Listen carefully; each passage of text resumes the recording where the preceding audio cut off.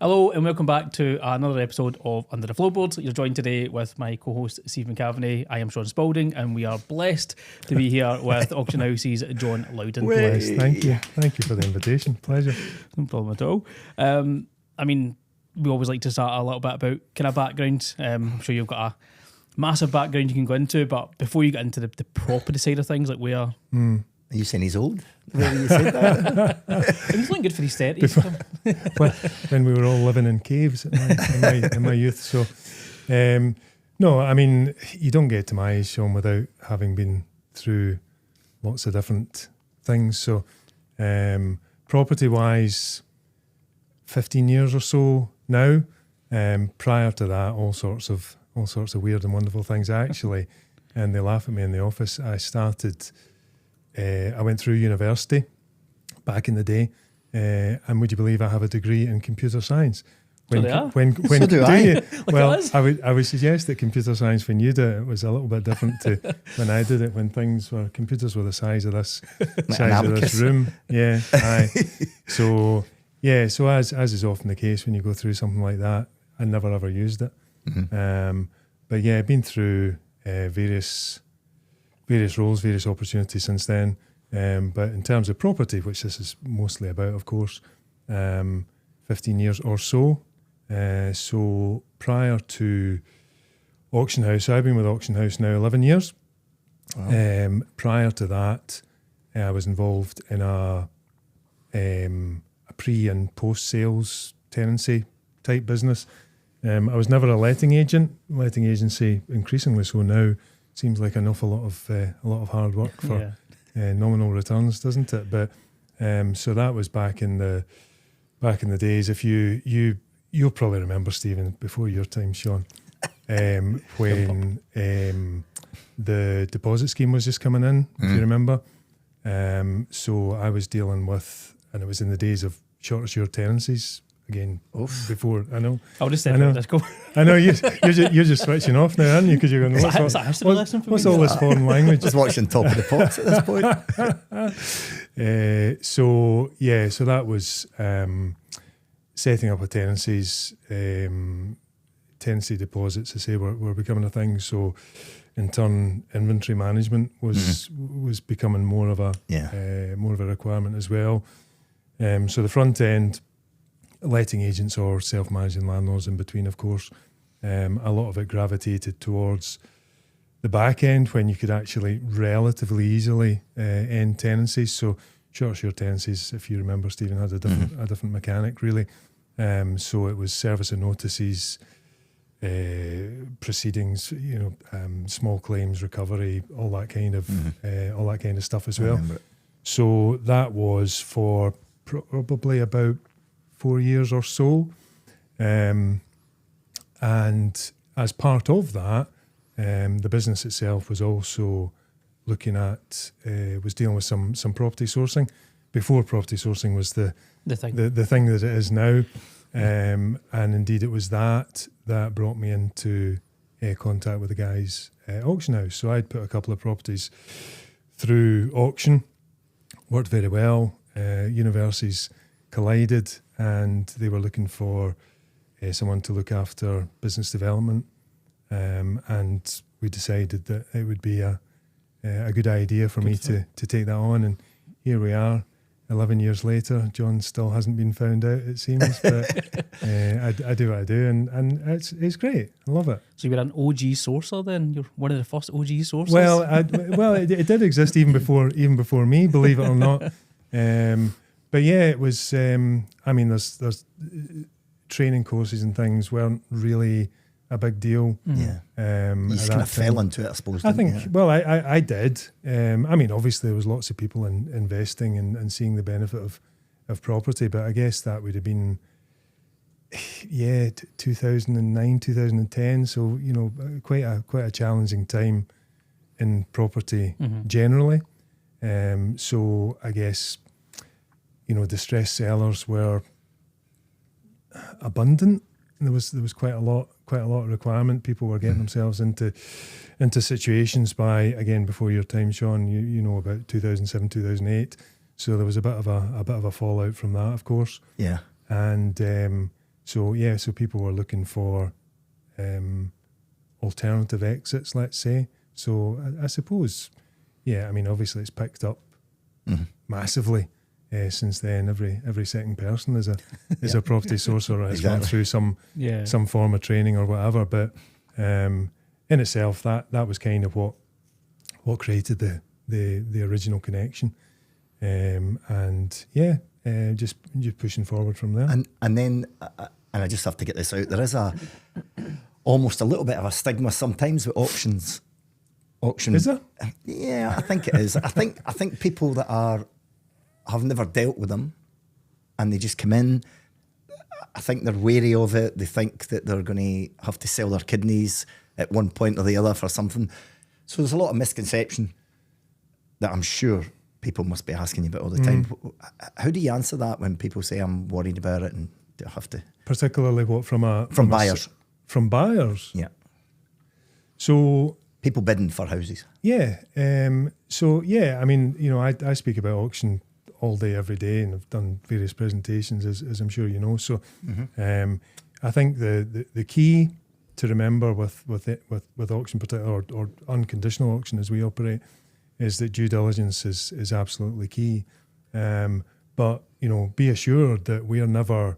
I think part of what you're referring to, Stephen, is probably people think that one, if it's at auction, there must be something wrong with it, and sometimes there is. Secondly, they may be concerned that we're maybe trying to catch them out with something. Yeah. But it's the challenge is, and we will. Anybody that's not bought before, we'll go above and beyond to help them understand exactly what the rules of the game are, if you like. But the biggest key, the most important element is, particularly as I say with an unconditional auction, that due diligence is absolutely essential. So whenever we list any sort of property, and you may touch on this later, but it's not all just bottom end, nonsense. We'll sell, all sorts of different stock. But the same rules apply. That if there's something that we are aware of, and very often, as I say, that's maybe why it's at auction. Be it the circumstances for the seller, which at the end of the day, that is what it is. If it's come about because it's maybe been through the traditional or the conventional agency market, that oftentimes things may fall through during the conventional conveyancing process. Yeah. That may be the issue that has prevented sales agreed getting over the line. So, those would be issues which typically would be highlighted to some degree within a home report anyway. But anything that we know, we will declare it. If somebody wants to know more, then they would either have to seek that advice or seek additional checks, maybe from their solicitor potentially. They can always ask us. If we don't know, we will endeavour to find out. If we still don't know, well, oftentimes that's why auction generally is an investor type market. Yeah. People that maybe a little bit more experienced, it's not a prerequisite, it doesn't have to be. But if we can't find out, and we've declared everything else, then I guess that's just that element of, I hesitate to say risk, but that's a consideration for the buyer to say, right, okay, well, if there's issues of that nature, how bad is it? Yeah. What's the worst case type scenario, and build that consideration into their thinking when they're bidding. And I guess sometimes I've seen it before, not with another auction house. I didn't know anything, just fresh on, and I asked to see a property and stuff. And first of all, they wouldn't let me view it, and then there was other documentation that I didn't actually know to ask for. And now, so do you think, I guess for everybody, if someone was going to buy a house, there's certain things that you should always insist on getting? Is that right, or are they standard, or so you'll like always a legal have pack type of thing? Right. Well, you'll always have for any property that's going to auction, there will be a legal pack. So, but that in itself need not necessarily be a particularly complex type document. Mm-hmm. You've got your title sheet, your title plan, your general conditions, any special conditions that the seller puts in. Yeah.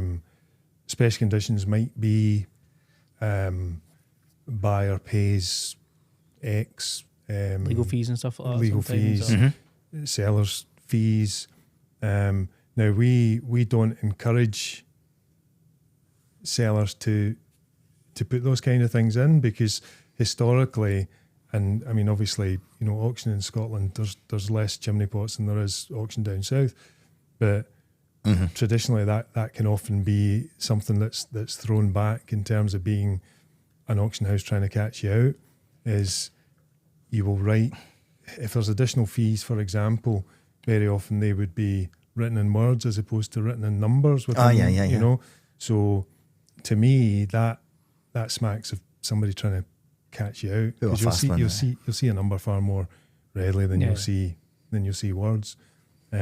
So we tend not to encourage particularly special conditions, especially at lower end type properties where, you know, those, if it's cost related or contribution related, will impact quite heavily on the ultimate purchase price. Because I mean, you guys as you know, as investors, you'll take into account all the costs. So does that really benefit the seller by putting more cost onto the buyer?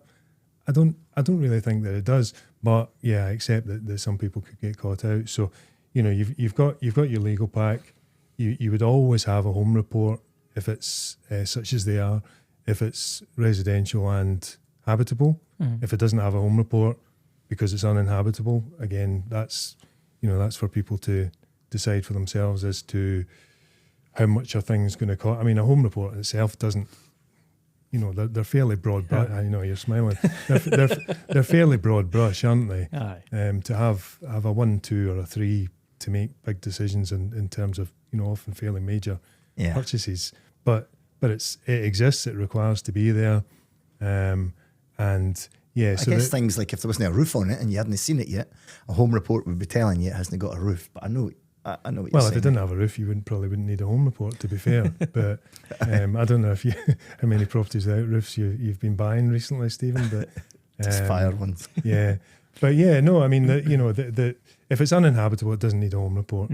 If it's commercial, it doesn't need a home report. It would need an EPC. Yeah. Of course, EPC is included within the home report as it's pulled together.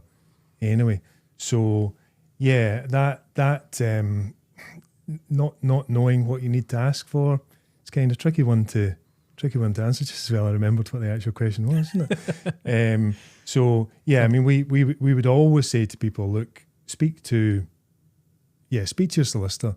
You know, especially in your early days, if you don't know what you're looking at, as I say, we can help people. We're not here to try and hide anything. We'll always try and provide any assistance, because ultimately we want to get the sale over the line. We want to create competitive interest for any property. So if we have to help a less experienced buyer get involved in the auction, it's for our clients' benefit for us to do that. Because if we can have 4 people instead of 3 or 6 people instead of 2, it's always, you know, that's what auction is about. It's about creating a competitive, ideally then bidding environment. So we'll always help.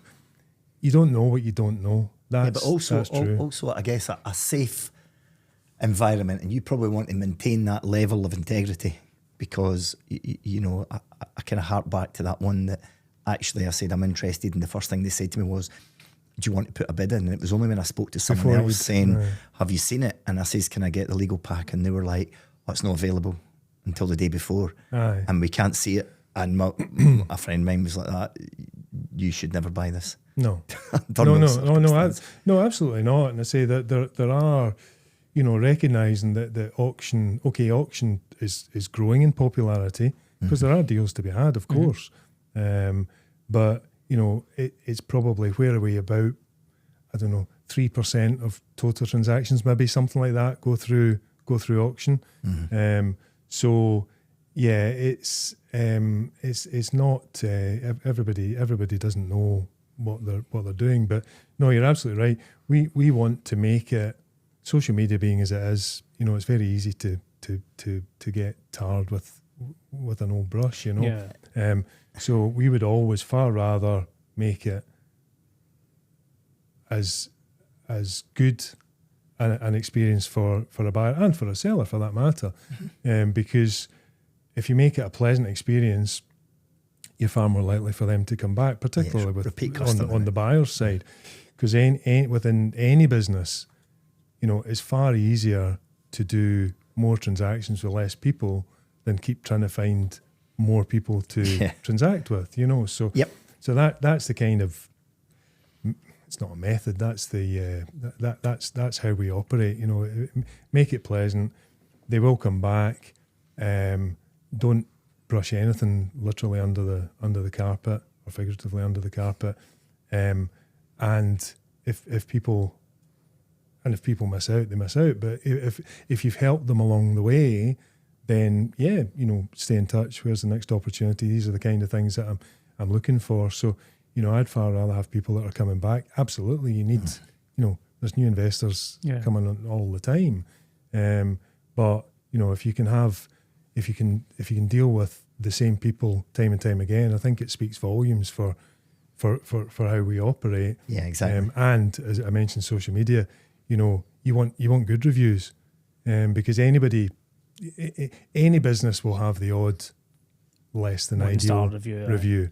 How you deal with those obviously is very, very important, but you want to do your utmost to make sure that there's more 5 stars than there are 1 stars. If somebody's just for whatever reason, usually something outside of any business's control, decides to throw a few stones, then you can't really avoid that. But you've got to look at yourself in the mirror and say, well, did we do everything that we could have done to create a good experience and prevent anything less than ideal?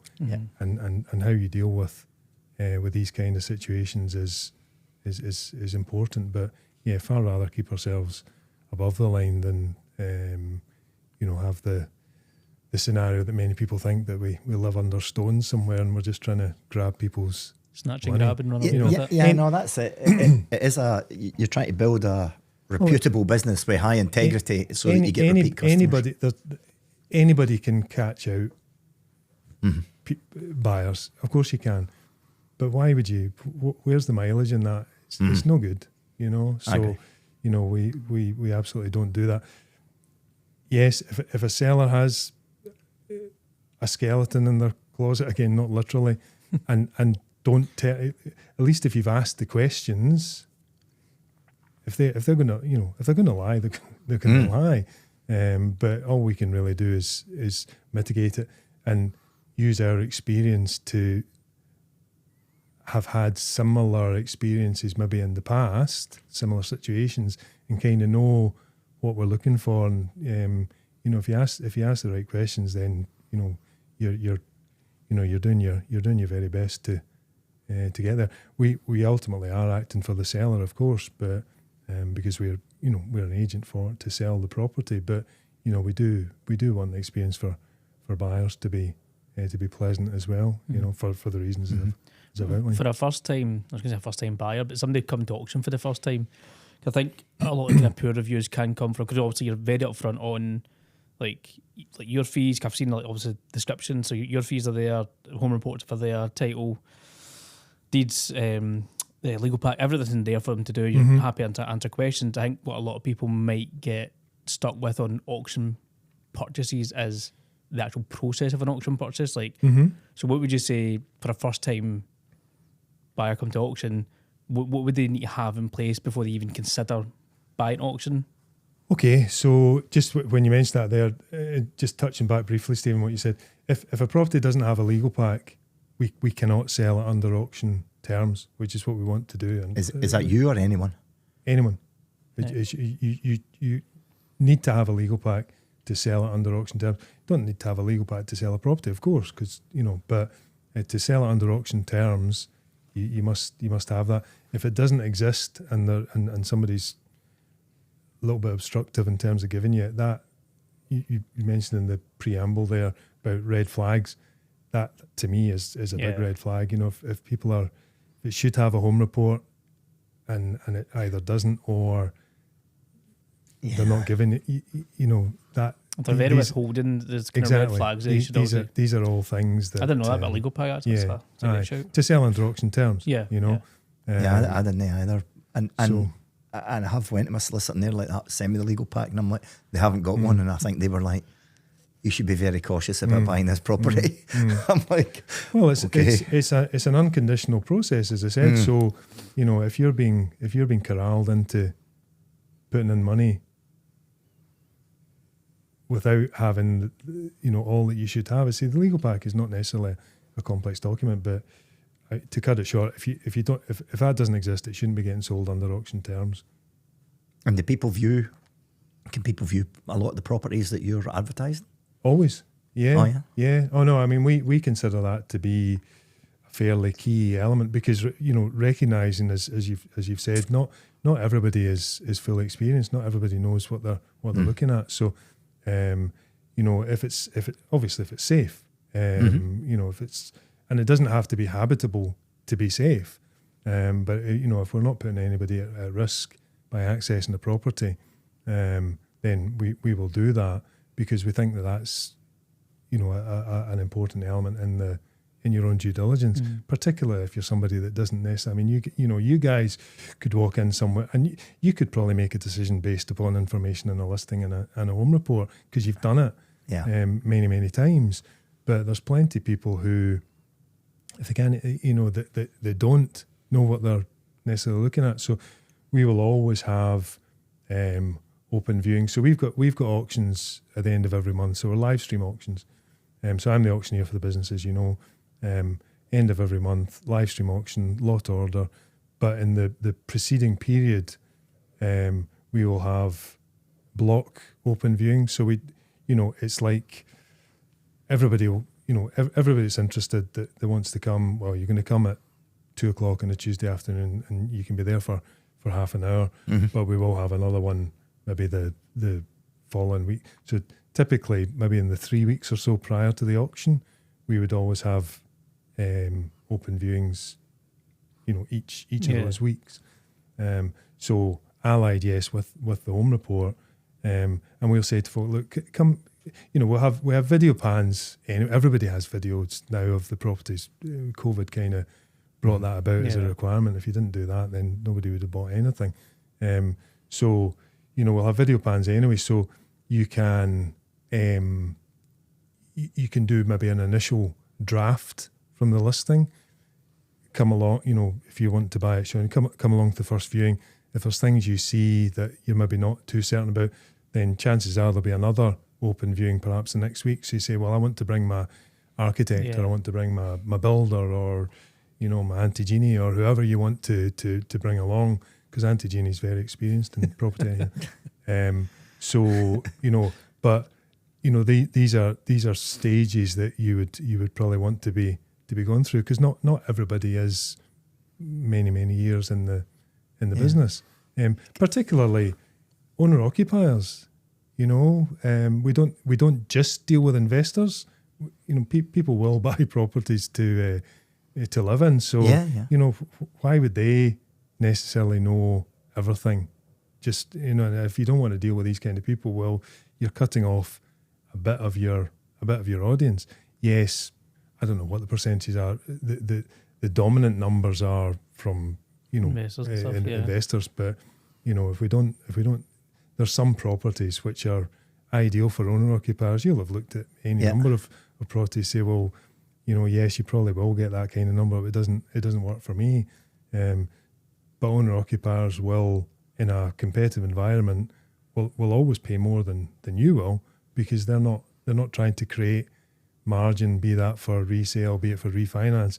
They're going to buy it and they're going to live in it for, you know, 7 years, 10 years, however long it is. So, you know, people like that, they're not experienced. They've not bought a house for, you know, 5 years, 10 years, 50, however long it is. So, you know, you need to kind of give people that opportunity. See, I just sorry, I know I'm going off piste here. I'm just thinking of something here. I'm thinking of the comparison between an auction house and like a high street estate agent. So actually, there's probably more safeguards on buying off an auction house now, because you don't get a legal pack on an estate agent. You just see the house in the window. You say, can I get a home report? You go and visit it. You put in a bid and you buy it, and on a high street. But in an auction house, it's the same, but you also get a legal pack that your solicitor's looking at to start with. Yeah, so the legal pack is an element of compliance. I mean, the difference, I guess, with and is that's what you're buying, really. You're buying the property, but you're buying it on those kind of terms, you know. Yeah. But with a conventional estate agent, so the process a wee bit round the other way. So yeah. And as I mentioned, sometimes we may get opportunities where they've been through a state agency, but they've fallen down through conveyancing. So with a state agency, you go, you see the property, you fall in love with it, you make an offer, the offer's accepted, and that's when the conveyancing starts, and it will be missived at some point. You know, oftentimes, you know this yourself, pretty close to the actual completion date. Anyway, so you're agreeing dates, you're taking out clauses, blah blah blah. So that's all conveyancing. At any point until it's missived, it could fall down.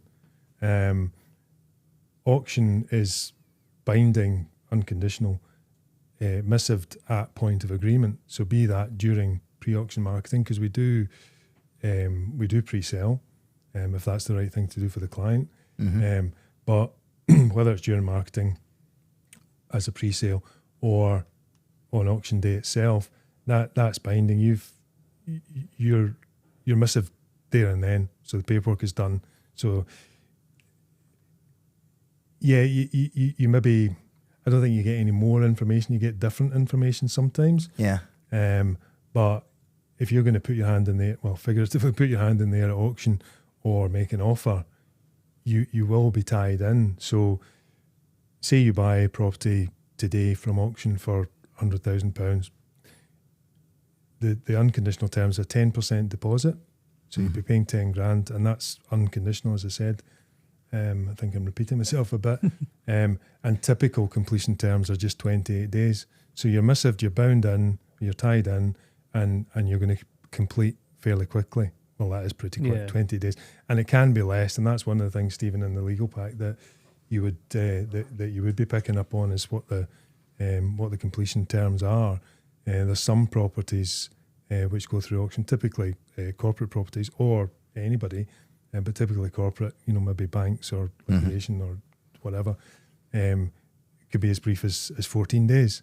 Wow. So, you know, you need to know what pack pack you're dealing from, you know. So you need to keep an eye on that. But regardless, it's still binding at point of agreement. So. And I presume if you're selling, if I call you up and say I'm interested in this, you'd be like, you should be aware this is from a bank, and it's a 14-day, not 28. It'll be in a legal pack anyway. I'd be on there. But and you would know your home report would tell you anyway. Yeah. You know, and it would be in the legal pack. But yes, also we would always say, look, you know, what's your circumstances? How are you funding this?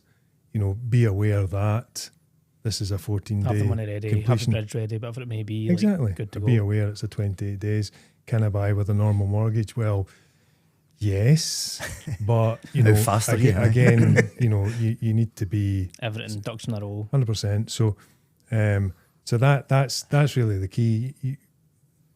You need to know that you're going to be able to complete on it. So again, we're not going into it hoping that somebody doesn't complete, because in reality, whilst they're going to lose that money, depending on the seller's motivation, that may not be where they want it to be. You know, the fire could be right on their backside. So yeah, fine. You know, they've got a £10,000 deposit, great, but you still then need to sell it again. So it's not really, it's the commitment, absolutely. But that may not suit the seller. So we will do everything we can at the front end to make sure that potential buyers know exactly what they need to be doing, and the downside if they don't. I mean, there's plenty, you know, I say we enjoy repeat business, which is great. So some people know, and that's fine. But if you don't, you know, we will, to the point of exhaustion sometimes, will advise people, you know, what they want to do, or how what they need to do, rather, you know. So, you know, we're not trying to catch people out. And genuinely, I mean, so I'm 11 years ish in auction, 11 years this month actually, and I can think of, if there's more than a handful of occasions where somebody has defaulted, I'd be surprised. So because of the time we take at the front end, it really secures the back end, you know. So and sometimes we sell tenant in situ increasingly so because of circumstances that you guys will be well aware of, regulation. So, you know, and we'll say it in the listing, but people say, you know, are you aware this is tenant? Oh no, I didn't know. Right, well, sorry, it is. So therefore, blah blah blah. Kind of buy it and move in 28 days later. Exactly. Yeah. So, you know, again, it's you have to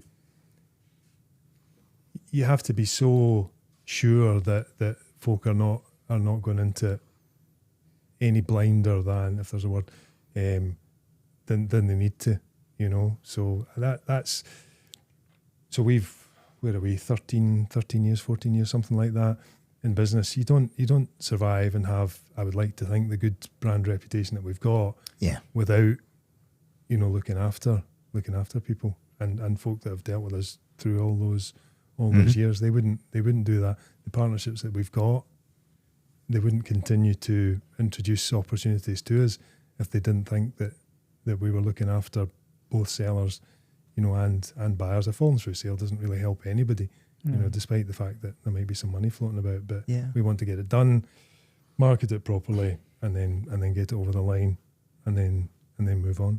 From a sales perspective as well, you wouldn't want that knownly reputation of it goes to auction, it falls through. It doesn't matter, you might get the fee retained or whatever, but like you say, if the fire's up their arse already, they need it sold. Exactly. It's not for them to get it month after month after month and wait that time. They want it done in that short window of 28 days or so. Well, definitely, and you know, that kind of motivation is not at all, or circumstance is not at all uncommon, you know, and that in itself might be why they're at auction. The property might be absolutely fine, but if they've got circumstances that they need to resolve, and they want the security of the sale with the, you know, the unconditional deposit, and they want the speed of the sale, well, that's fine. So, you know, we'll at the before listing, we want to fully understand what the client's circumstances are, and believe it or believe it not, auction doesn't always work. Yeah, you know, whether it's down to the numbers,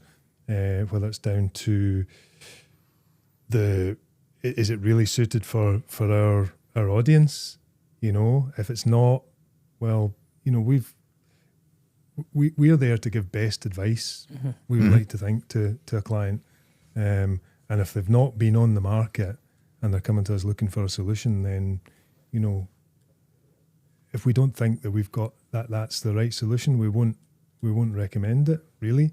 And I know that sounds like you're turning business away, but, you know, I'd rather have something on that fits our audience. We know we're going to get interest. It's priced properly, and we're going to get it. We're going to get it moved along. So, you know, understanding what the client needs is a big part of the process as well. You know, there's no point in taking them on and they're like, they want to sell for, I don't know, 100k for example, but, you know, roughly auction it might actually only go maybe 90, 95, and they're strapped on that 100 and not going to move. It's just going to sit on the auction, because they also set like a reserve and everything for it at, say, 100k. Then it's just going to sit there. It's not going to sell at auction. The potential buyers are just going to get fed up with not getting to there. They're going to get fed up with not selling it, and you're in the middle going, I should never took this on in the first place. So setting expectations, and obviously on both sides, I suppose. I think so. Yeah, I mean, with residential particularly,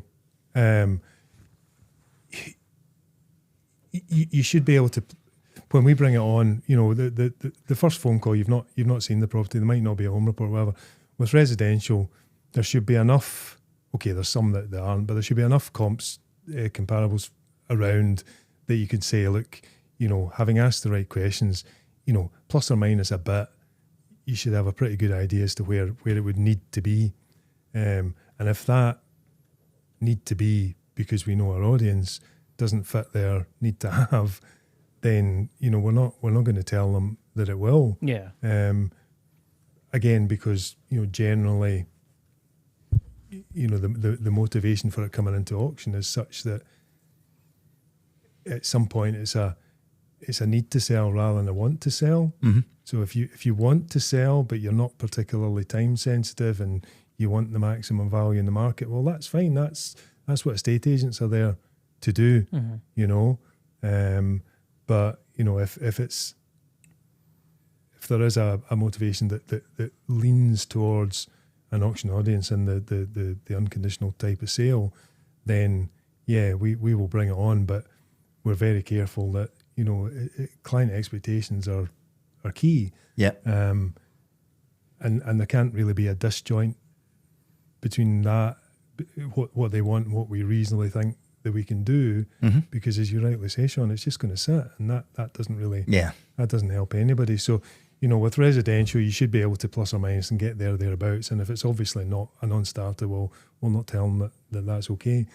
Commercial is a little bit different, but so you maybe say, right, okay, we'll give it some airtime at that sort of level, but we probably think it maybe need, because ultimately, and cliche alert, something's worth what someone's going to pay, isn't it? So, but in commercial, there's different considerations. With residential, it's not quite black and white, but it should be, it shouldn't be much more than grey, What is the percentage of commercial you get roughly compared to residential? Oh, well, it varies, but put you on the spot there, isn't it? No, that's okay. That's okay. No, thanks for giving me a chance to look up the numbers.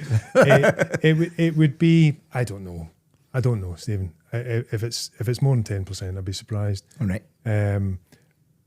But then you look at the overall landscape of property, commercial to residential. It's going to be a lot different anyway. 100%. Myself and the team we're super keen to build more commercial. Yeah. Not to build it literally, but to build more commercial stock, because I've found that, and we all go to networking events. You speak to people all the time. Those that have maybe been in the business a little bit longer have maybe found some residential to be a little bit vanilla, let's say. If it's vanilla making me money, well, give me vanilla all day long. But it's there may be. Yeah, they want something more sexy now, don't they? 100%. So there's growing interest in CMO, that commercial multiple occupancy. So a lot of people are getting into that space.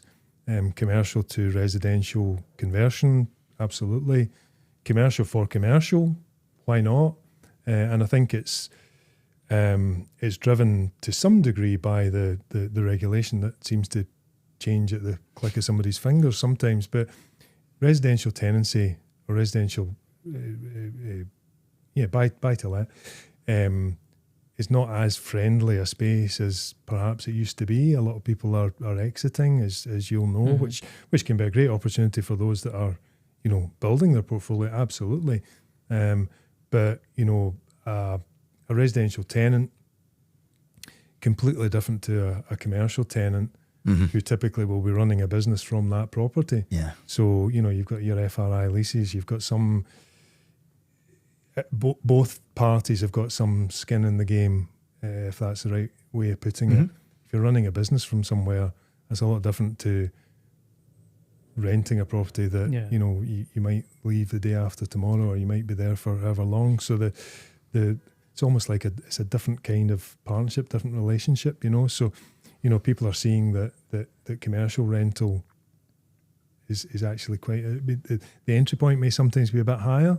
Yeah. But it's a different game, and there's a lot more education out there now about how commercial can work well. And I know, and you guys will as well, any number of people who have, they've completed it, they've done the residential bit, and they're like looking at boxes, don't you? You go through like buy-to-lets or absolutely essays, then you go into commercial. I mean, at the end of the day, if something's working, it's making you money, well, do more of it, and you can, of course you can. But you can do that as well as, it's an and universe we live in. It doesn't need to be an or universe, yeah, I mean, guys that you'll know well, that I know well, have done extremely well out of commercial, particularly the CMO thing. Just seems to be a big deal now, doesn't it? And you can see why that's working. Yeah, they're so in well. high demand, because I think when I've went to look at CMOs, I probably recognise everybody that's viewing it at the same time as me. Really? It's Right, and it's the same people every time. And most of them I've seen at your events. I may add. Well, aye, yeah. I mean that speaks volumes, doesn't it? So but these will be maybe more experienced people. So whilst there's not really any barriers to entry, it's a little bit you've had to cut your teeth maybe on other things, but. Aye. Yeah, like a wee hairdresser's round the corner. You're like, let's get that first to start with. But there's lots of education out there that can, again, it's about mitigating risk, I suppose. I mean, Jerry Alexander, you'll both know him. Yeah. Absolute genius in that field. Yeah. Gillian and Darren, Chris and Andrew, they're all. Yeah.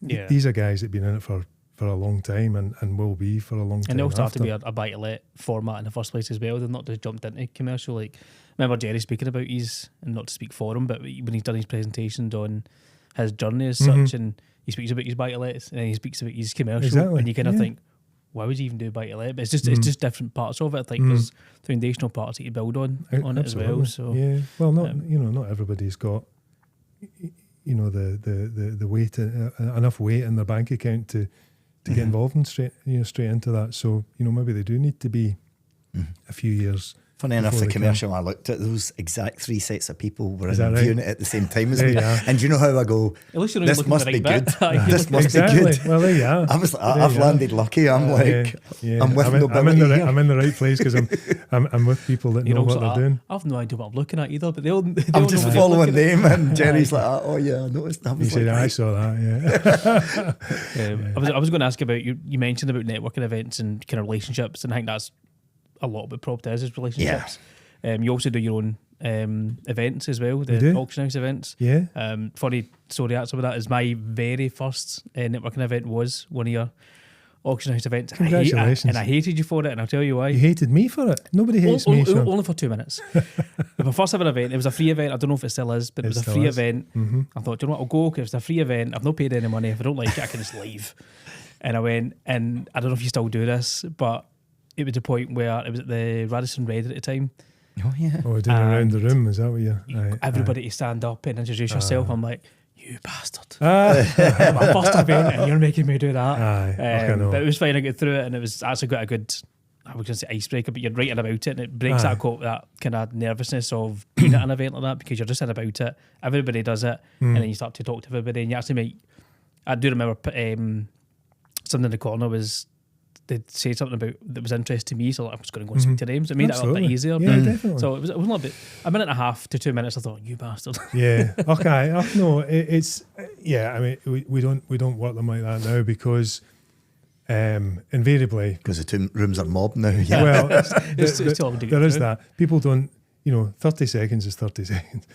But it's fine. You don't obviously you don't cut people off, but it can take a long time. So. Yeah, so our masterclass events, please come back. The one in January there, I think there must have been 80 odd people there. Yeah. So, 80 30-second intros, that's a whole event.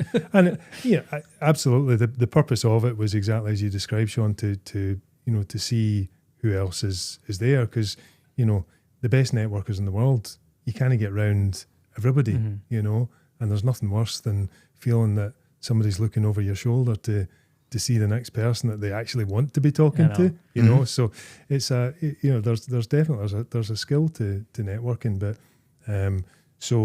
the format that we run them now, promo alert. We run them now in the Village Hotel in Glasgow. 3 speakers. So the next one is 19th of March, as you know. Jason, who was in this chair just the other day, is speaking. Scott and Emma from Pillow Partners are there, and we have a tax advisor accountant lady coming along as well, Hazel. So general content, the auction team are there, but it's more about connecting people. It's not, it's our event, yes, absolutely, and believe it or believe it not, I quite enjoy standing at the front of the room. You used to, you don't normally got a gavel there in front of you. Yeah. So yeah, it's about connecting people, and yeah, again, it builds that. I think it helps build that trust. You know, if you're visible, if you're out there, anybody, you don't know what anybody's going to ask you, but there's going to be buyers there who maybe want to know, maybe haven't bought before. There's hopefully going to be sellers there who are happy to have that type of conversation. But it's all in the follow up, as you know. You know, networking is all well and good, but the follow up is absolutely key. I think I went to the first one I ever went to was yourself, and I also went to one that I remember. It was, I'm not going to remember the guy's name, but it was a remote. Was it Scottish Sal he was in? And it was during we had all the changes going on about, we're going to John do this. Blackwood. I think it was, and he dialed in and we had him on a video, and it was the only one I've ever been to that literally he was on the video, and I was like, this is really weird. And the only ever time it happened. It was we ideally wouldn't want that, but I mean, I thought it was great. John's a busy guy. He's back next time. I can't remember the exact date, but I think it's probably May some point. No, John from Sal is brilliant. I mean, he's so well connected, and ultimately, he's Sal itself is a vital resource, I think, for any rental investor. So John is coming through the next time because, as you say, the regulation is always, our legislation is always changing. I just remember it at that time because I remember looking around the room, and because at the point it was so critical what was going on, and he was giving information, and every single body's head was writing down, like scribbling like mad, and I was like, and I thought, wow, there's a lot here. Yeah. Yeah. Oh no, it's great, but I can't remember the circumstances why, but at least he did it instead. It would have been easier for him just to call off, but it was so important. I can't remember exactly what the timeline is, but it always seems to be important, doesn't it? Everything is changing and for landlords. So, but yeah, we're super keen to get him on. So that was certainly. Thankfully, I don't run the IT, but it tested the IT skills to get. But it was good because it kind of opens it up, and honestly, no one else has ever done that. To any networking events I've been to, but it kind of opens it up that you're like, right, I want whoever. Yeah, Stephen Bartlett, come on the phone. That might be a wee bit of a challenge, but 160 grand is a challenge. Is that right? Really? Gee whiz. Stephen tried to get on a podcast. I did. Did you? What did he want? £160,000. Right. Okay. We'll start a GoFundMe. He can come and on. It's $220 if you want to go in his. Really? That's crazy, isn't it? You could just split the difference and go on each other for free. That's what it is. I did suggest that. Was this free? No, you pay us. I should be actually. So yeah, complete tangent, wasn't it? But yeah, general content, great crowd, busy room. Yeah, definitely worth coming along. But it's all connected. It's all okay. We're not Coca-Cola, we're not Steve Bartlett, but it's about the brand, it's about the reputation, and putting yourself out there. I think it's worth it. It gives a chance for people to meet people behind the auction as well, because I know obviously a lot of staff go to it, and they're always up at the back of the room, and it gives a good chance for people to ask more about auction. And you've usually got the catalogue, you call it, usually, isn't it? The properties that are coming up and all that. So it's good for people to see what's coming up as well. So a bit of promo for the actual upcoming events, and absolutely. I'm sure you'll get it'd be foolish not to mention it, of course. But 100%. I say we don't. We're not. We've never said this is about auction. It's about good content. It's about networking. It's about follow up. No, that's good. And because I would remember the events as well was you spoke about like how to work with yous as a business as well, from a property sale thing where you're a seller, a buyer, or even a sourcer, and you can do things where you can like bring deals to you that don't suit a sourcer. So how does that kind of work? Nicely created. Well done. You've done this before, haven't you? Before, so I do. Yeah, I always link it in with the on the events as well. So thank you, Sean. So sorcery was a concept that we came up with, number of years ago now. But the logic behind it is that there's all sorts, increasing numbers rather of people who've maybe been through training or whatever, or generally are active in the marketplace. Now, for whatever reason, and you both would be included in this, you can't buy everything, you know, for any number of circumstances, any number of reasons. So, or you might not want to buy it, maybe not suit you. You know, sourcers typically are very often are quite laser focused. But, you know, so they're saying, right, I have clients who are looking for this, so that's what they're going to go and find. But in the process of doing that, you may come across, you know, other opportunities which are not, don't suit. So, but you know, we've, you know, say 14 years in the game or thereabouts. We've got a massive investor network. So, you know, just because it doesn't suit for however many, however strong that particular sourcer's network is, doesn't mean it won't work for somebody. So, you know, generally when I'm doing a presentation, I use the most complex flowchart in the world. It's not, it's only 2 bits.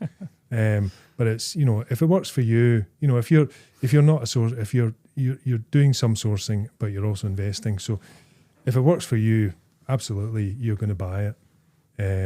If it works for your investor network, however many or few that may be, you're going to source it on. But if neither of those routes work, then that's absolutely where we can partner together, qualify it for our audience, which, as I say, is extensive and very long in the making. And if we can get it qualified properly, again, recognising, as touching back on what I said, that, you know, it has to be relevant to the audience. Get it qualified, list it, get it sold, and we then share the fees with the introducer. So, you know, it doesn't need to be a massive introduction, but a warm introduction is always quite useful. So, you know, if I was saying to you, Sean, you know, if that circumstance arose, I'd be saying, look, you know, all you're needing to say is, you know, this Mr. and Mrs. Seller, this doesn't directly work for me or my investor network at this time. However, you know, I can introduce you to John from Auction House, who will be able to offer you maybe a different option, because it's far better for me to then go, Mr. and Mrs. Seller, Sean asked me to get in touch with you about your blah blah blah, and then rather than just going cold. So rather than going in cold. So, but we don't expect anybody to sell what we do all day every day. That's frankly for us to do. And we probably do it wrong anyway. So that's what I mean. It's you know, and it's great. Lots of people want to be helpful, but you know, if you're in the space, all well and good. But if you're not, you might take it over here when really it wants to go over here. Yeah, you set the wrong expectations. You know, a little bit of background is absolutely useful, but it doesn't need to be any more than that. That's our job to then qualify it. And yeah, I mean, in terms of you know, what does that mean in pound notes? Well, typically it might be £2,000 or thereabouts. Could be more than that, of course. For something that you're getting nothing. I mean, okay, you know, if you can source it on, I don't know what fees are these days, $4,000, $5,000. I suppose it depends on the strength of the deal. If you can source it on, you know, that's fine. You're going to do that. If you want to buy it, of course, you're going to buy it.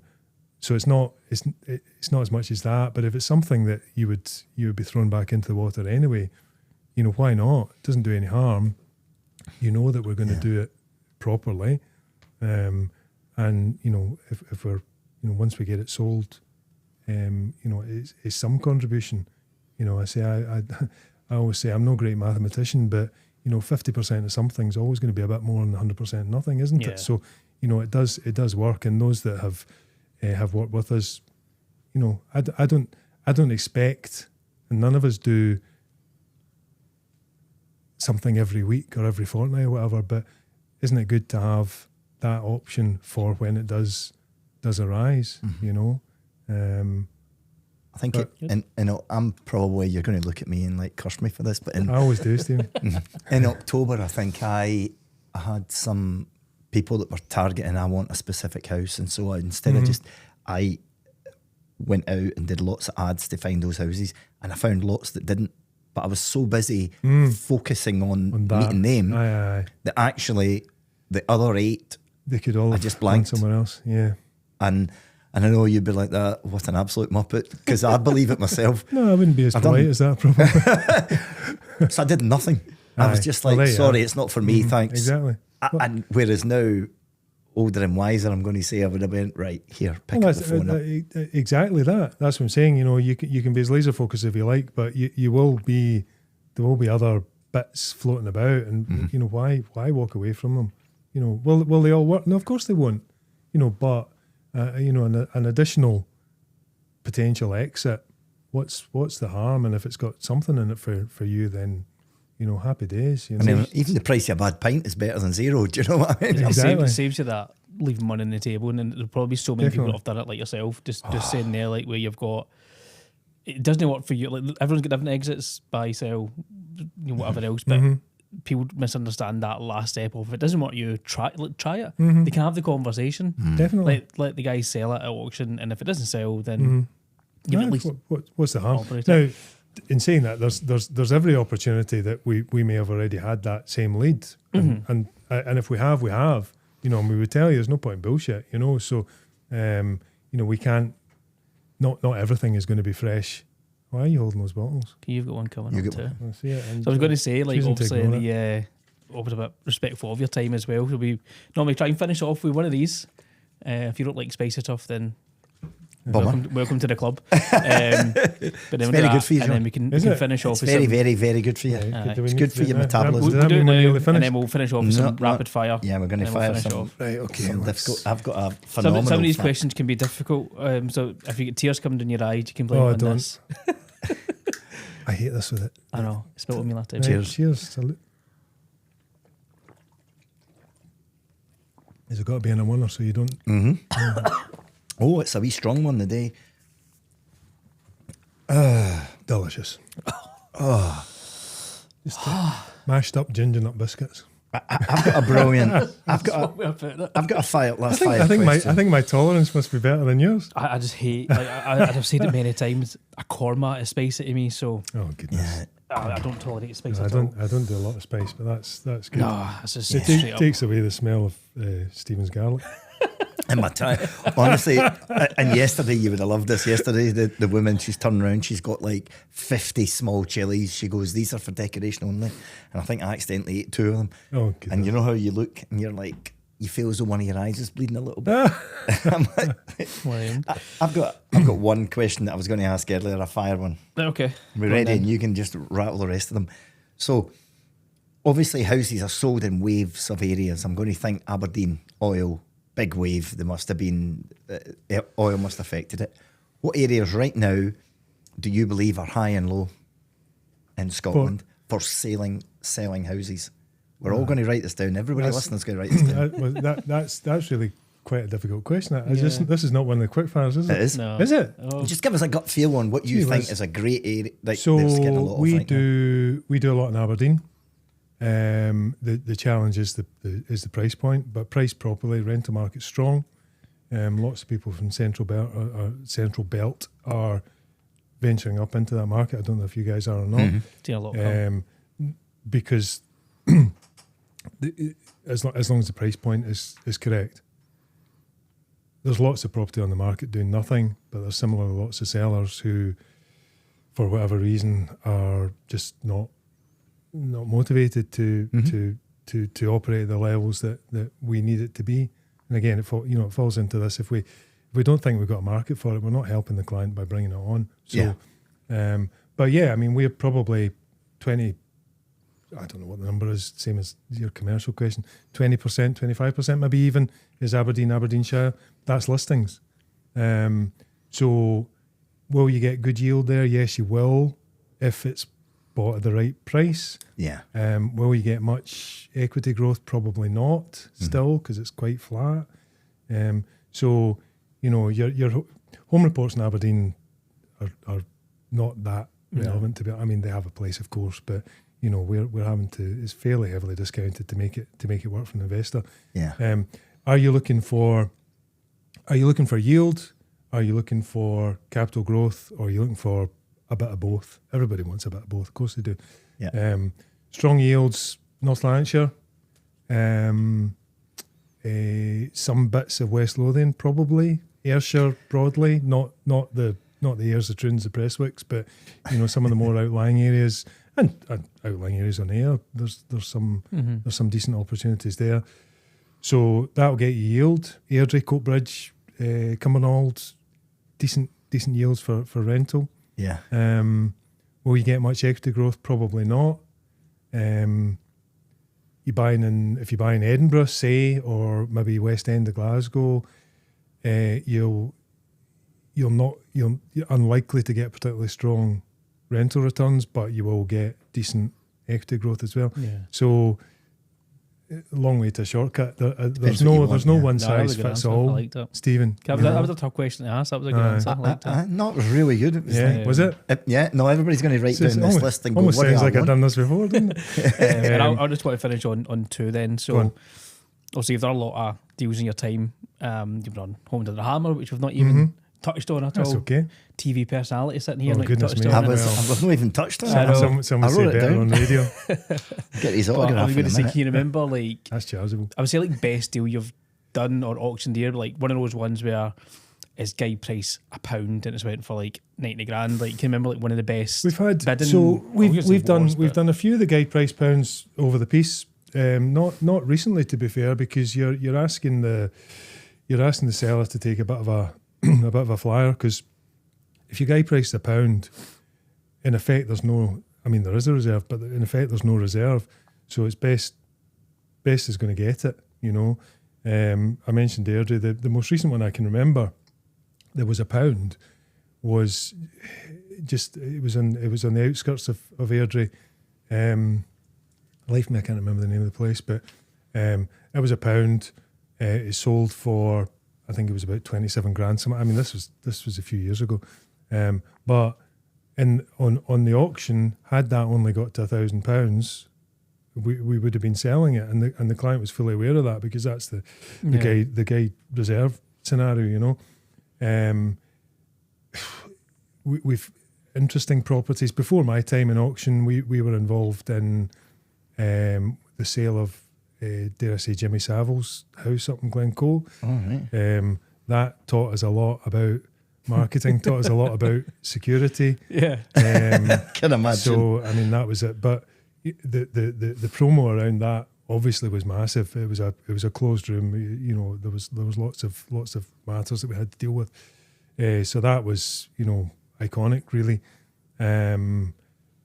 The £1 ones get massive marketing, but say you're asking your client to take an awful lot of risk there. But the reality is they will always do pretty well. Mm-hmm. But to look a client in the eye and say, this is what could happen, despite how confident you might be, that is going to go. Its best bet's going to win it. Yeah. Mm-hmm.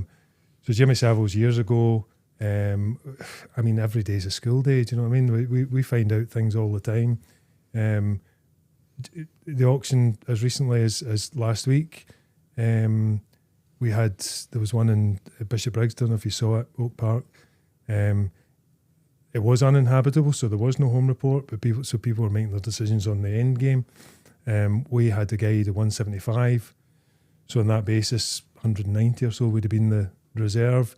Sold for 275. Wow. Amazing result. So, that's and almost that was end value, isn't it? well, almost. I think it probably would have been 300 and mid 300s. Bishop probably. Briggs right enough, isn't it? Yeah, nice corner plot. But that was a nice one, because the owner. So it was a power of attorney for the owner who was in care. So that was a great outcome. To think that you might have got less than 200 to get the fat end of 300. Amazing. Another one, the same auction in the sort of East End, had become uninhabitable, Easter Hill Street, and the guide was 55, I think. It was all Harris fenced off, no access, unsafe. A couple were living in it until recently. They were removed, or not physically removed, but in temporary accommodation now. 55 sold, I think, for 87 or something like that. Brilliant. So, that's what, 50% over the guide. So again, if it got past 60, it would have been selling. So to get it to, and lovely, elderly, even older than me, would you believe, elderly couple, So it's great to get those kind of results. But we do, you know, we'll always come across circumstances. So, you know, whilst we've got massive amount of experience within the team, something will always happen. You always come across something that you don't know the answer to, but we'll find out, and we've learned something, and that means that we, you know, next time it comes in, that we know a little bit better. So, you know, we don't know everything. We like to think we know quite a lot, but ultimately, you know, we'll understand, we'll find out, and we'll provide a solution. And then my last question, that was awesome, by the way. And the last question, just where can people get you? If they want to buy through auction, sell through auction, refer deals to you, where's the best place? So all the stock is on the website anyway. We lot for the auction. We're lotting a couple of weeks, creating the catalogue, I suppose, a couple of weeks before. But everything is for sale. So the website auctionhouse.co.uk/Scotland. So all the listings are there. Worth pointing out that if you see something, talk to us about it. Don't wait for it to go to auction. It doesn't have to go to auction. Yeah. So, you know, I don't want people to be let down by thinking, oh, crikey, I was waiting for, you know, the next auction, but now it's sold. Well, it can happen. You know, if at the end of the day, client circumstances are such, they can sell it. Yeah. If we can only guide the client, but ultimately we'll always take the instruction. So auctionhouse.co.uk/Scotland. The office number is 0141 339 4466, just about remember it. And it's John, John, at auctionhousescotland.com. And follow us on the socials as well. That's where you'll see, so the marketing team, so Emma and Stuart look after all our marketing. So any new property will be coming on through all the socials. That's where you'll first see it. Don't wait for it to come onto the portals. And yeah, get in touch. Come into the office. We're just off Great Western Road, over at Annisland. So always, you have always happy to offer somebody a coffee. And Stephen even brought biscuits last time he was in. So yeah, bring biscuits. I never left with them. I made. No, you did not. Bring biscuits. But no, and doors are open. Always happy. Fantastic. Listen, John, thank you very much for today. Thank you very much. All enjoyed that, and we'll see you on the next one. Amazing. Thank you. Thank you. Cheers.